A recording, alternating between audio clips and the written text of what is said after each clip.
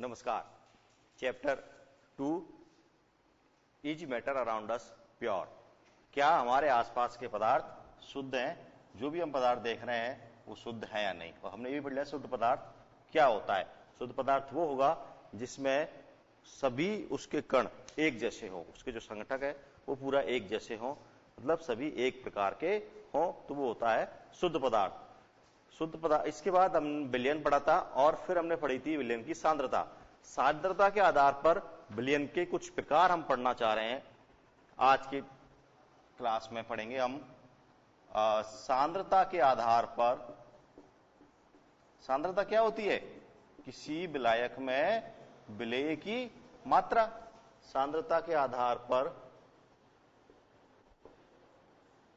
विलयन के प्रकार। ठीक है, देखो पहला विलयन था संतृप्त, दूसरा था असंतृप्त और तीसरा था अति संतृप्त। तो पहले मैं यहां बीच में लिख रहा हूं संतृप्त। ठीक है,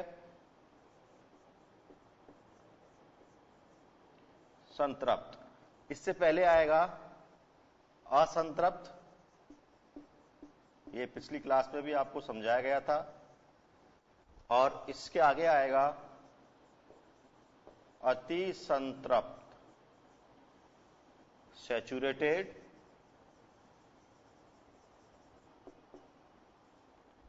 सुपर सैचुरेटेड। एक उदाहरण भी मैंने आपको इसका समझाया था, आज आप इसको लिख लें। और अनसैचुरेटेड। अनसैचुरेटेड। ठीक है, देखिए सैचुरेटेड क्या होगा? ऐसा विलयन जिसमें पदार्थ की जितनी मात्रा घुल सकती हो सामान्य परिस्थितियों में बिना ताप बढ़ाए, पदार्थ की जितनी मात्रा घुल सकती हो वो घुली हुई हो। ठीक है, तो ऐसा विलयन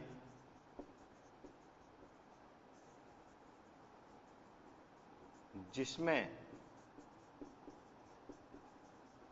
सामान्य रूप से जितना विलेय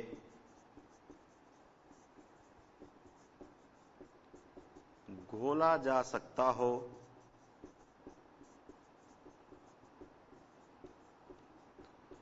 उतना घोला हो। आगे समझ में? मतलब सामान्य रूप से जितना उसमें घुल सकता हो उतना घुल रहा है। सामान्य रूप से जितना हम खा सकते हैं उतना हमने खा लिया। ठीक है, कोई जबरदस्ती नहीं, घर में बैठे हैं आराम से खा लिया हमने। लेकिन आप किसी शादी में चले गए और वहां आपका कोई फ्रेंड मिल गया और वो पहले से खाना खा के आया और आपको पता नहीं है कि वो खाना खा के आया, और उसने बताया भी नहीं कि मैं खाना खा के आया। और उसने क्या किया? एक चपाती ली, थाली में खाया और थाली रख दी। उसको देखते देखते आपने भी ऐसा कर दिया, लेकिन आपको तो भूख थी, फिर भी आपने ऐसा कर दिया, क्योंकि ये क्या सोचेगा। तो ऐसी अवस्था क्या रहेगी? असंतृप्त। ठीक है, तो जितना विलेय घुल सकता हो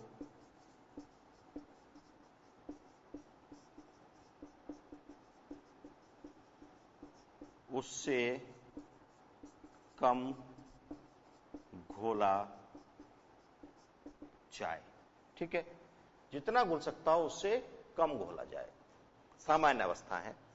अब आती है बात सुपर सैचुरेटेड। अब 5-7 दोस्त मिल गए। ठीक है, अब आप खाना शुरू किए, आपका पेट फुल हो गया, आप संतृप्त हो गए, फिर भी उन्होंने कहा नहीं एक तो खानी पड़ेगी। सब जबरदस्ती कर, नहीं एक तो खानी पड़ेगी, तो आपने फिर एक और जबरदस्ती करके कैसे भी करके खा ली। तो अब आप क्या हो गए? फिर आपका कोई दूसरा फ्रेंड आ गया और उसने कहा कि एक मिठाई का पीस, तो आप क्या कहोगे? बिल्कुल मना कर दोगे। अब नहीं, अब एक टुकड़ा भी नहीं ले सकता मैं। इसका मतलब अब क्या हो गया? अब आप अति संतृप्त हो गए, सुपर सैचुरेटेड हो गए कि अगर अब आपने अगर एक दाना भी खिलाया तो मुझे उल्टी हो जाएगी। कहते हैं ना ऐसे कि मेरी तबीयत खराब हो जाएगी। तो इसका मतलब क्या हुआ कि अब वो विलयन कैसा हो चुका है? अति संतृप्त हो चुका है। अगर आपने उसमें एक दाना भी अगर घोला तो वो फिर घुलेगा नहीं, वो और ज्यादा, वो क्या हो जाएगा? क्रिस्टलाइज हो जाएगा, क्रिस्टलाइजेशन उसका हो जाएगा। ठीक है, ताप बढ़ाकर एवं स्टरलाइज करके, हिलाकर, विलयन को हिलाकर, घोलकर एवं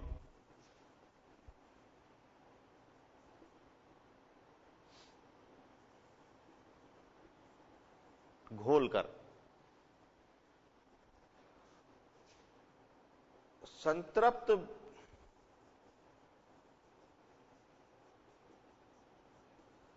विलयन में और विलेय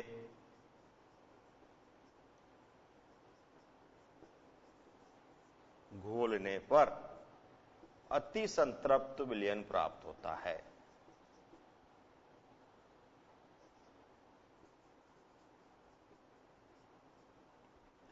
तो ये तीनों प्रकार के यहां पर विलयन हमने देख लिए। ठीक है, यहां एक पॉइंट लिख लें, अब इसमें और विलय नहीं घोला जा सकता।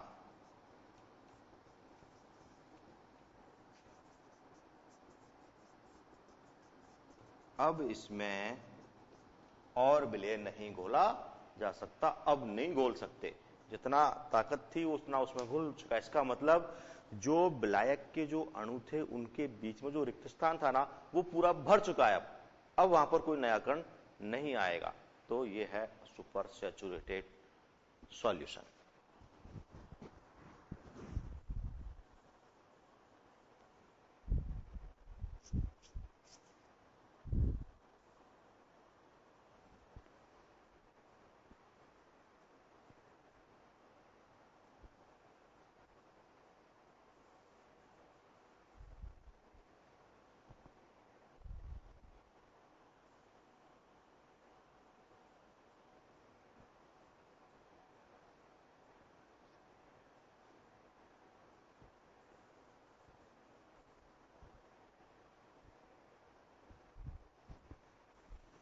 अब है बात कि ताप का प्रभाव।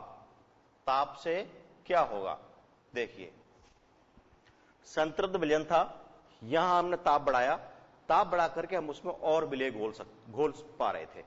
संतृप्त विलयन का ताप बढ़ाने पर उसमें हम और विलय घोल पा रहे थे। इसका मतलब क्या है कि कोई जो सैचुरेटेड सॉल्यूशन, सुपर सैचुरेटेड है, जो संतृप्त विलयन है, उस संतृप्त विलयन को जब हमने ताप बढ़ाया तो उसमें और विलय घुल रहा है। तो और विलय किसमें घुलता है? इसमें।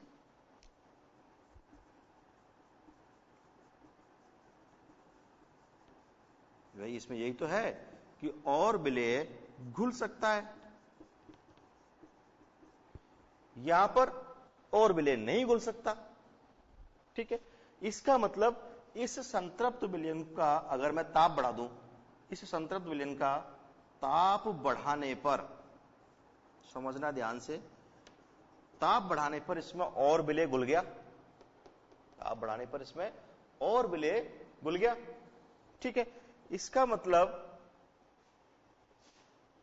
संतृप्त विलयन का ताप बढ़ाने पर उसकी नेचर कैसी हो गई? असंतृप्त की तरह हो गई। आया समझ में? संतृप्त विलयन था, हमने ताप बढ़ाया, ताप बढ़ाने पर हम उसमें और विलय घोल पा रहे थे। तो और विलय किसमें घुलता है? असंतृप्त में। तो संतृप्त विलयन का ताप बढ़ाने पर उसकी प्रकृति हो जाती है असंतृप्त की तरह। ठीक है, तो पॉइंट है, इंपॉर्टेंट पॉइंट, कि संतृप्त विलयन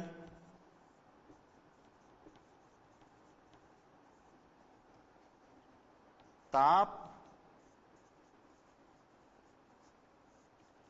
बढ़ाने पर असंतृप्त की तरह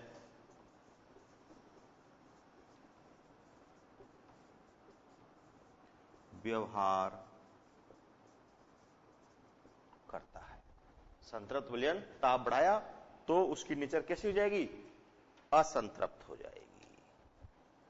इसका मतलब ताप बढ़ाने पर यहां से इधर आ गया। अब ताप घटाने पर क्या हो जाएगा? ये इधर चला जाएगा और क्रिस्टलाइजेशन हो जाएगा उसका। ठीक है, संतृप्त विलयन का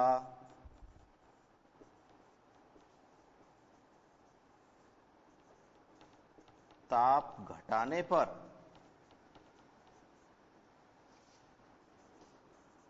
क्रिस्टलाइजेशन हो जाता है, मतलब उसके क्रिस्टल बन जाते हैं, क्रिस्टलीकरण हो जाता है, क्रिस्टलाइजेशन हो जाता है। मैं हिंदी में लिख देता हूं इसको,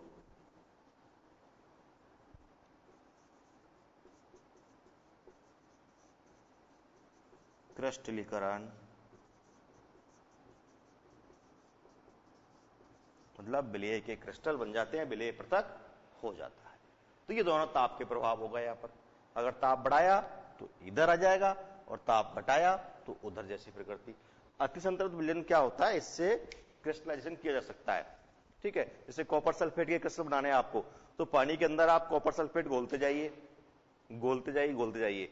एक अवस्था ऐसी आएगी कि अब इसमें नहीं घुलेगा सामान्य अवस्था में, तो ये अवस्था आ गई। अब उसको गर्म कर लीजिए, पानी को जिसमें आपने घोल बनाया ना विलयन को, उसको गर्म कीजिए। जब आप उसको गर्म करेंगे, ये प्रैक्टिकल आप लैब में करके देख सकते हैं, हमारी सिलेबस में भी है ये। जब आप उसमें और घोलेंगे तो अब वो कैसा हो जाएगा, गर्म करने के बाद और घुल जाएगा, फिर और घुलने के बाद, गर्म करने के बाद भी ऐसी अवस्था आएगी कि अब इसमें नहीं घुल रहा है कुछ भी। तो कौन सी अवस्था होगी फिर उसकी, अतिसंतृप्त अवस्था हो गई। ठीक है, आप फिटकरी क्रिस्टल बना सकते हो उससे। फिटकरी के बहुत आसान बनते हैं, एलम जो होता है ना फिटकरी, उसको घोलते रहिए, घोलते रहिए, घोलते रहिए, पाउडर ले आइए उसका, घोलते रहिए, घोलते रहिए। सबसे पहले ऐसा रहेगा, फिर ये आ जाएगी अवस्था, फिर गर्म करने पर ये अवस्था आ जाएगी। अब उसमें एक क्रिस्टल धागे में बांधिए, टांग दीजिए। अगर आप नहीं टांगेंगे तब भी बन जाएगा, लेकिन आप टांग दीजिए, उसमें बहुत अच्छा बनेगा और उस एलम के फिटकरी के क्रिस्टल हमें प्राप्त हो जाएंगे। तो ये हम प्रैक्टिकल करके भी देख सकते हैं कि किस प्रकार से असंतृप्त, संतृप्त और अतिसंतृप्त विलयन हमें प्राप्त होते हैं और उसमें ताप का क्या प्रभाव होता है, और बढ़ाने पर और घटाने पर। ठीक है, तो ये होगी विलयन के सांद्रता के आधार पर उसके प्रकार किस किस तरह के होंगे। अब देखो, इनमें से सांद्र कौन है, ये इसकी इन दोनों में से ये सांद्र है क्योंकि यहां पर विलय ज्यादा है। इन दोनों में से ये सांद्र है क्योंकि यहां पर विलय ज्यादा है। तो जहां विलय की मात्रा ज्यादा होगी वो सांद्र होगा, और उसके कंपेयर में तुलनात्मक रूप से जिसमें विलय की मात्रा कम होगी वो तनु होगा। ठीक है, तो ये सांद्र और तनु का कंसेप्ट भी साथ के साथ यहां आपको पता चल गया है।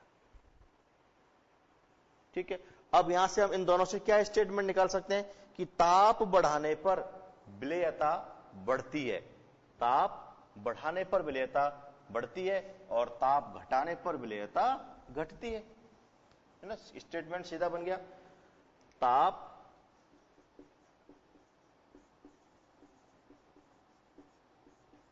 बढ़ाने पर विलेयता बढ़ती है एवं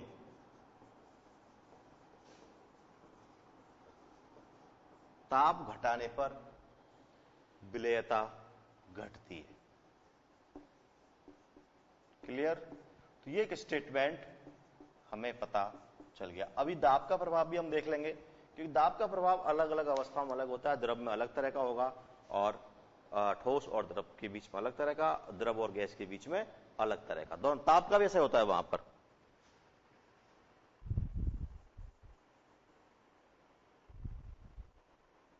अब यहां एक नया शब्द आया है, विलेयता। ये क्या है, तो इसकी भी यहां मैं परिभाषा बता देता हूं आपको।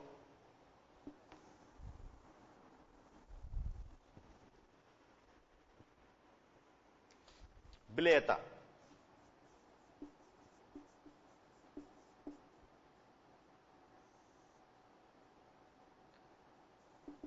सॉल्युबिलिटी, निश्चित ताप पर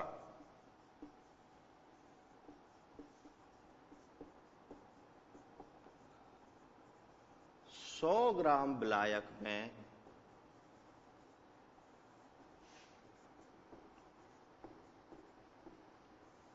कितना विलेय घुल सकता है, 100 ग्राम विलायक में कितना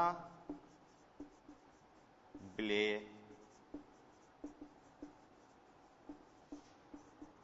घुल सकता है, उसकी विलेयता कहलाती है।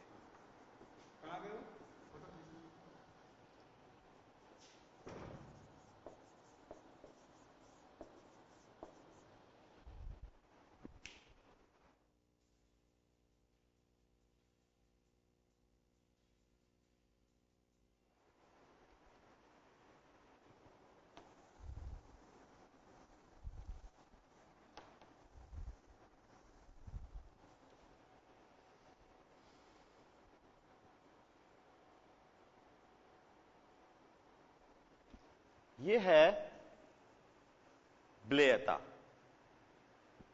ठीक है। अब आती है बात विलेयता को प्रभावित करने वाले कारक। कौन कौन से ऐसे कारक हैं जो पदार्थ की विलेयता को प्रभावित करेंगे? तो पहला तो हमने ताप देख ही लिया था, ठीक है। तो विलेयता को प्रभावित करने वाले कारक,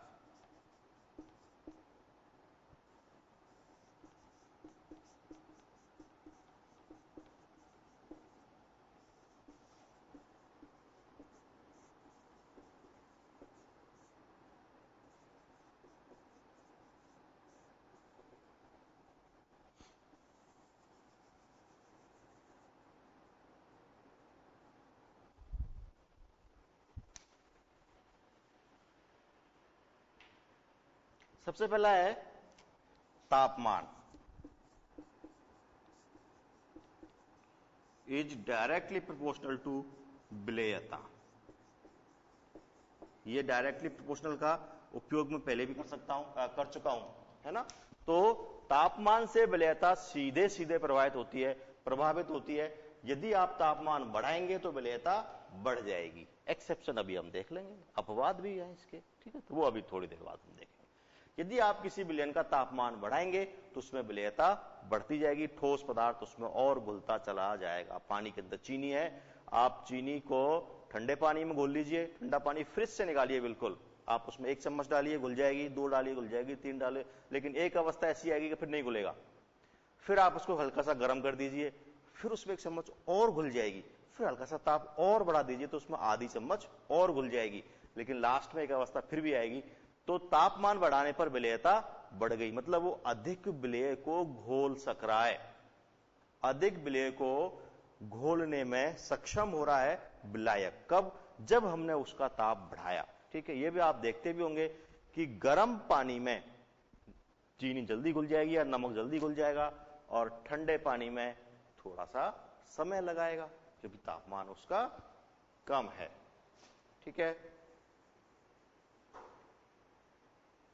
नंबर 2, विलेयता पर दाब का कोई प्रभाव नहीं, दाब परिवर्तन का कोई प्रभाव नहीं होता।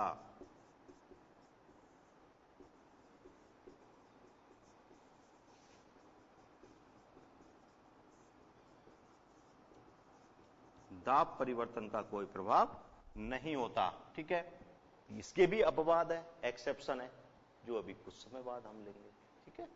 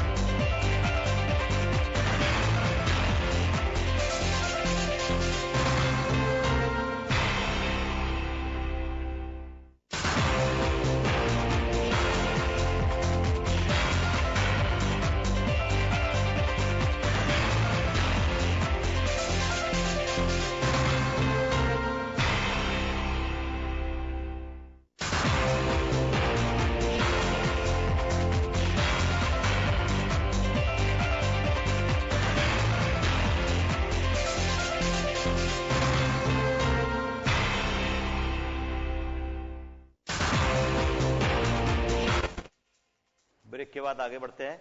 देखिए, तापमान सीधा सीधा प्रभावित कर रहा है, दाब का कोई प्रभाव नहीं आ रहा है। अब मैंने कहा था कि हम इनके अपवाद देखेंगे। तो देखिए, सबसे पहला अपवाद है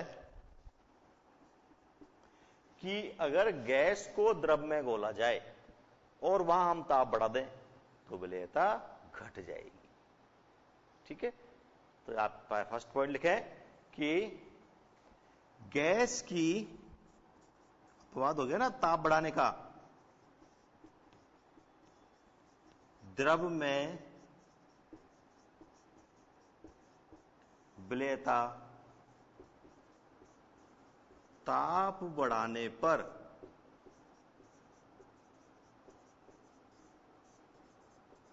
घटती है। इसका अपवाद आ गया। भाई हम पढ़ रहे हैं कि तापमान बढ़ाने पर विलेयता बढ़ेगी, अरे ये तो इसका उल्टा हो गया, गैस की द्रव में विलेयता ताप बढ़ाने पर घटती है। अब दूसरा देखो, विलेयता पर दाब परिवर्तन का कोई प्रभाव नहीं पड़ता।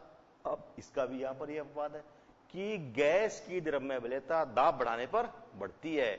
तो आपने जो कोल्ड ड्रिंक होती है ना शीतल पेय, उनमें करते क्या है कि उच्च दाब पर कार्बन डाइऑक्साइड गैस लिक्विड में मिक्स, पानी में मिक्स कर दी जाती है। उसमें थोड़ी शुगर डाल देते हैं, कार्बन डाइऑक्साइड मिक्स कर देते हैं और थोड़े से उसमें कैफीन और इस तरह के एल्केलॉइड भी मिक्स कर देते हैं। कुछ फ्रेग्रेंस जो सुगंध के पदार्थ है वो, कुछ टेस्ट के लिए उसमें कुछ पदार्थ और मिक्स कर देते हैं और उसमें डाल देते हैं प्रिजर्वेटिव, तो ज्यादा समय तक वो बना रहे, सही अच्छा बना रहे, खराब ना हो। तो वो क्या किया था वहां कि उच्च दाब पर बढ़ दिया था और ताप कम करना पड़ा था, क्योंकि अगर ताप बढ़ा देंगे ना तो जो कार्बन डाइऑक्साइड गैस गोली है वो उसमें से बाहर निकल जाएगी। ठीक है, इसीलिए उसको निम्न ताप पर रखा जाता है। तो गैस की द्रव्य विलेयता ताप बढ़ाने पर घटती है। ठीक है, और दूसरा पॉइंट है यहां पर सेम, गैस की द्रव में विलेयता दाब बढ़ाने पर, है ना, ताप की बात तो हो गई,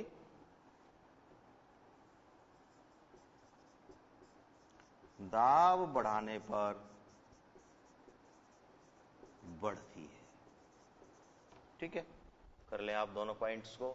इस तरह से यहां विलयन फिनिश हो जाता है। ठीक है, हमने ट्रू सॉल्यूशन पढ़ा था, उसमें ये विलयन हमने पढ़ा था शुद्ध के लिए। अब आगे बात अशुद्ध वालों की। अशुद्ध में सबसे पहला हम पढ़ेंगे निलंबन, सस्पेंशन। ठीक है, इसको करने जल्दी से, प्रभावित करने वाले कारक।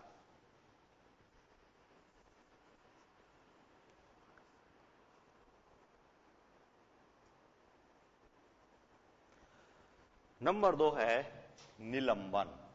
विलयन खत्म हो गया, सांद्रता निकाल ली, सांद्रता के कुछ प्रश्न करेंगे हम चैप्टर के एंड में, वो हमारे लिए इंपॉर्टेंट है। सांद्रता उसी से हमें समझ में अच्छी तरह से आएगी। सस्पेंशन, देखिए यह एक ऐसा कैसा मिश्रण है, विषमांगी, समांगी नहीं है, अलग अलग आराम से देख सकते हैं आप। ठीक है, निलंबन प्रावस्था और निलंबन फेज और उनके कण निलंबित, दोनों को अलग अलग देख सकते हैं। अभी बताऊंगा मैं आपको सारी चीजें। देखिए, ऐसा विषमांगी मिश्रण, या मैं वर्ड मिश्रण ही यूज कर रहा हूं, लिखें आप, ऐसा विषमांगी मिश्रण जिसमें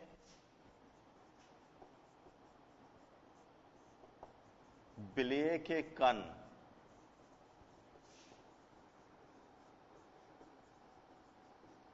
बिना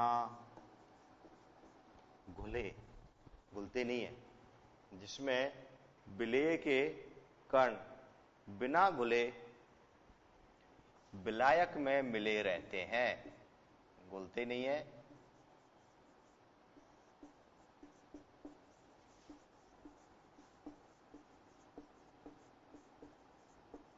विलायक में मिले रहते हैं, निलंबन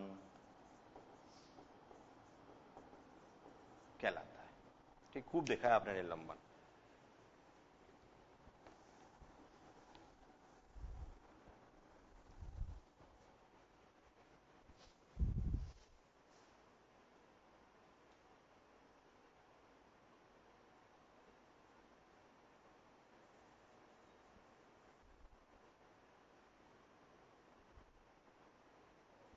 उदाहरण, चॉक पाउडर एवं जल का मिश्रण। देखो हमने क्या किया, चॉक का पाउडर लिया, उसको पानी के अंदर घोल दिया। जब आप उसको चॉक पाउडर को पानी में घोलेंगे तो वहां पर आपको चॉक पाउडर के कण क्लियर दिखाई देंगे, अलग अलग दिखते रहेंगे। ठीक है, अब क्या होगा, कुछ इसकी प्रॉपर्टी सुन लीजिए आप ध्यान से, फिर हम उनको नोट भी कर लेंगे। आप क्या करें कि आपने 1 गिलास पानी लिया, चॉक का पाउडर लिया और उसमें डाल दिया और उसको हल्का सा हिला दिया। हिलाते ही आपका निलंबन तैयार हो गया। ठीक है, अब उसको हमने कुछ समय के लिए शांत रख दिया, अनडिस्टर्ब्ड उसको हमने रख दिया। जब हम उसे कुछ समय के लिए शांत रखेंगे तो क्या होगा, विचार कीजिए। पहला पॉइंट। दूसरा पॉइंट, यदि मैं उसको फिल्टर पेपर से छान दूं, फिल्टर पेपर से मैं उसको छान दूं, तो क्या विलेय और विलायक के कणों को पृथक किया जा सकता है? इस पर भी विचार कीजिए। पहला आप पॉइंट, आपका विचार चल रहा है, खत्म हो जाए तब इस पर स्टार्ट कर देना। तीसरा इसमें पॉइंट मैं आपको बताता हूं कि हमने क्या किया है कि पानी के अंदर चॉक पाउडर घोला है, क्लियर। अब मैं उसमें लाइट, टॉर्च से लाइट डाल रहा हूं, तो क्या उस प्रकाश पुंज का पाथ हमें दिखाई देगा या नहीं दिखाई देगा? तो यहां मैं 3 बात पूछ रहा था। पहला पॉइंट है कि क्या विलेय सेटल डाउन होगा, विलेय निक्षेप होगा?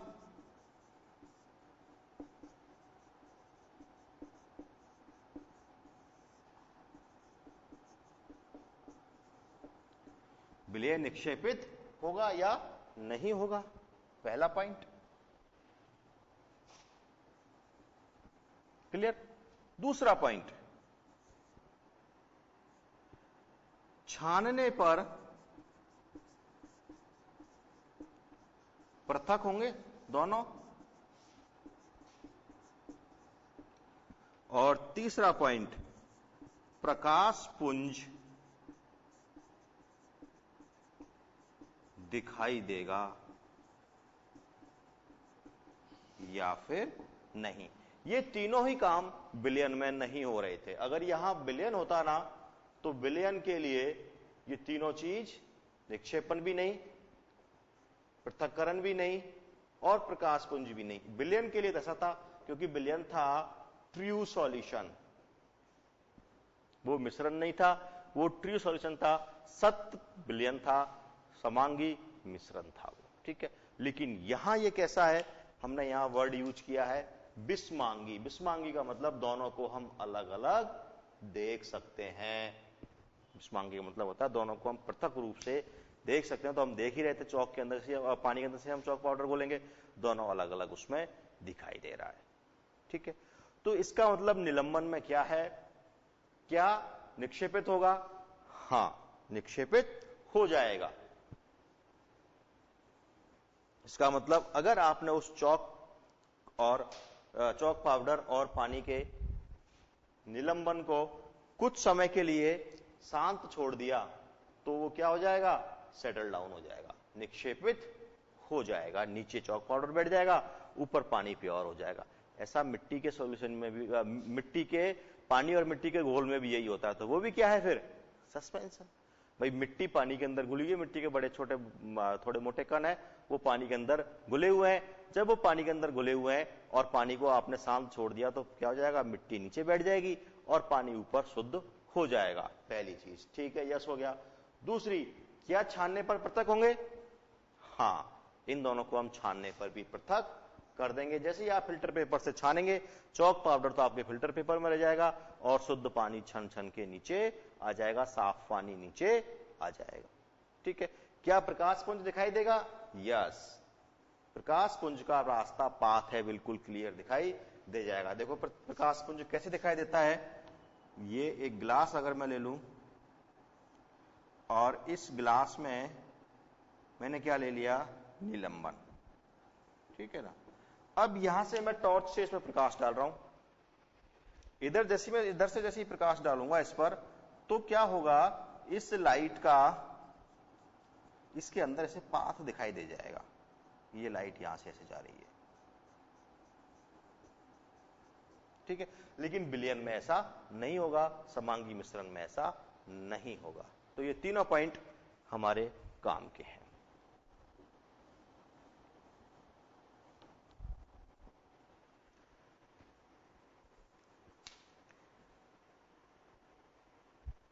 तो यहां जो विलेय के कण है, उन विलेय के कणों का आकार ज्यादा होता है। ठीक है, तो विलेय के कणों का आकार कैसा होता है? ज्यादा। एक तो हमने पढ़ा था, मैं तीनों की भी तुलना कर देता हूं, विलयन, अब हम पढ़ रहे हैं निलंबन, और तीसरा हम पढ़ेंगे कॉलॉइड। तो जो विलयन होता है ना, इसमें विलेय के कणों का आकार 1 नैनोमीटर से छोटा होता है, 1 नैनोमीटर से छोटा होता है। ठीक है, निलंबन में 100 नैनोमीटर से बड़ा होता है। क्या है ये? विलेय के कणों का आकार आपको याद करना है। विलयन 1 नैनोमीटर से छोटा, निलंबन 100 नैनोमीटर से बड़ा। अब बीच का आएगा, इनका बीच का क्या आएगा? कॉलॉइड, जो 1 नैनोमीटर से 100 नैनोमीटर के मध्य में उसके कणों का आकार आएगा। तो ये आपको याद हो गया है। अब हम पढ़ते हैं निलंबन के गुण।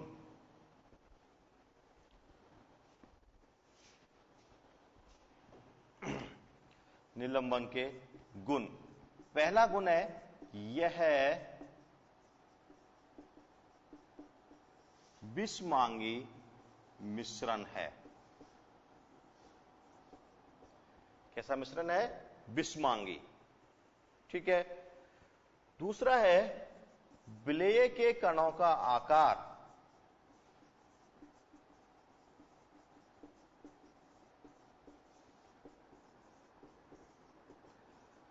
(100 नैनोमीटर से ज्यादा होता है। दिख जाते हैं वो आंखों से। ठीक है,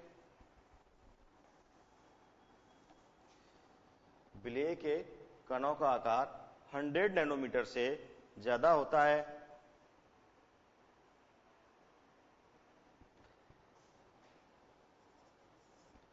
नंबर 3, निलंबित कण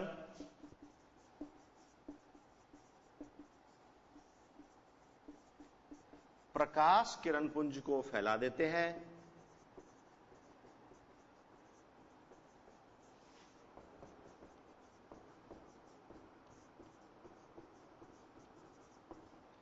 जिससे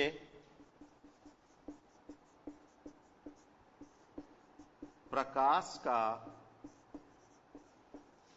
पाथ दिखाई देता है।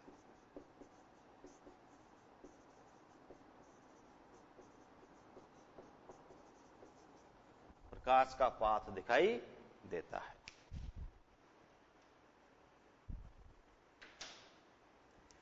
नंबर 4, यह अस्थायी होता है, वह नीचे बैठ जाता है। विलेय के कण नीचे बैठ जाते हैं। ठीक है, और नंबर 5, इसे छानकर पृथक किया जा सकता है। निलंबन में से विलेय को किया जा सकता है। दोनों में ही कौन आएगा? विलेय। विलेय को छान के अलग कर सकते हैं, और विलेय के कण नीचे बैठ जाते हैं। क्लियर? तो ये है निलंबन के गुणधर्म। तो यहां आके हमारे निलंबन भी फिनिश हो जाता है। ठीक है, अब तीसरा टॉपिक रहेगा हमारा कॉलॉइड, और फिर सांद्रता के प्रश्न, फिर और इस चैप्टर के नेक्स्ट पार्ट अगली क्लास में। नमस्कार।